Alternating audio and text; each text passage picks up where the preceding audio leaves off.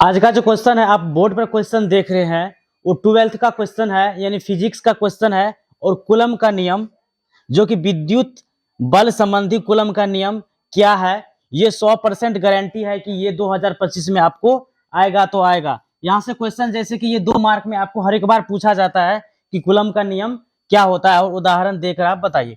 तो यहाँ पर जैसे है कि प्रश्न विद्युत बल संबंधी कूलम का नियम क्या है, तो यहाँ पर हम 2 बिंदु आवेशों के बीच लगने वाले बल उनके गुणनफल के अनुक्रमानुपाती तथा उनके बीच के दूरी के वर्ग का व्युत्क्रमानुपाती होता है।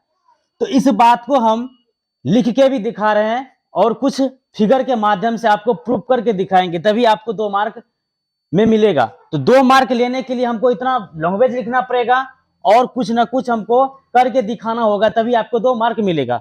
तो जैसे इतना लैंग्वेज लिखना है कि 2 बिंदुओं के आवेश के बीच लगने वाले बल उनके गुणनफल के अनुक्रमानुपाती तथा उनके बीच के दूरी के वर्ग के व्युत्क्रमानुपाती होता है।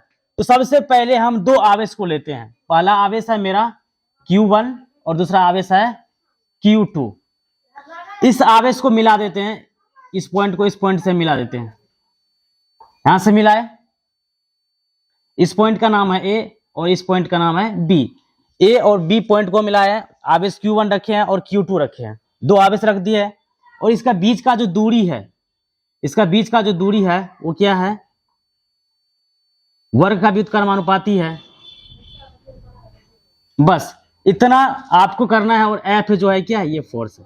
अब देखिए इसी में होता है कि आप यहां से जब जैसे हम ये फिगर के माध्यम से नीचा बाय नीचा स्टेप बाय स्टेप चलेंगे तो क्या होगा, F प्रोपोर्शनल यानी व्युत्क्रमानुपाती अनुक्रमानुपाती, जो F प्रोपोर्शनल, F मतलब फोर्स होता है, बल होता है। तो ये जो आपको यहां से लिखना पड़ेगा आपको कि F proportional Q1 into Q2। ये इक्वेशन आपको फर्स्ट हो जाएगा, ये इक्वेशन आपको फर्स्ट हो गया। अब दूसरा इक्वेशन जो है वो अनुक्रमानुपाती यानी व्युत्क्रमानुपाती, और ये जो है अनुक्रमानुपाती हुआ। अब दूरी के वर्ग के व्युत्क्रमानुपाती किस तरह से होता है, तो F प्रोपोर्शनल 1/r का स्क्वायर। अब ये 2 इक्वेशंस देख रही है। अब ये 2 इक्वेशंस को हम जो तुलना करेंगे, तो तुलना करने के बाद लिखेंगे समीकरण 1 और 2 से दोनों समीकरण को तुलना करेंगे। तो दोनों तुलना करने के बाद हमको मिलेगा क्या कि F proportional Q1 into Q2 बटे R square. F proportional Q1 बटे Q2 का R स्क्वायर, यानी दोनों को हमको जो करके मिला है वो क्या मिला है, F proportional Q1 into Q2 बटे R स्क्वायर।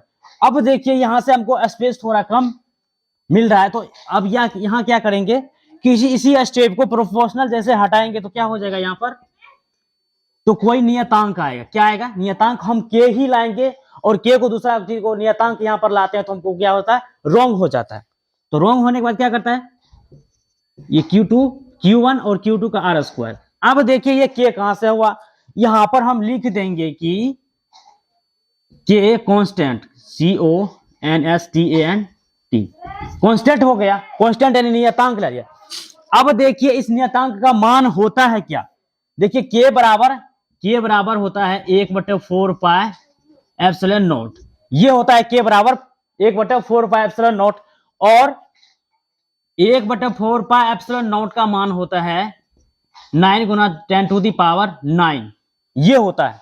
बस अगर आप इतना बात लिखते हैं तो आपको 2 मार्क अवश्य मिलेगा। तो उम्मीद करते हैं इसी क्वेश्चन के माध्यम से आपको इतना जानकारी मिला है। आप लाइन बाय लाइन देखिए और 2 मार्क का क्वेश्चन अगले वीडियो में हम लेके आएंगे।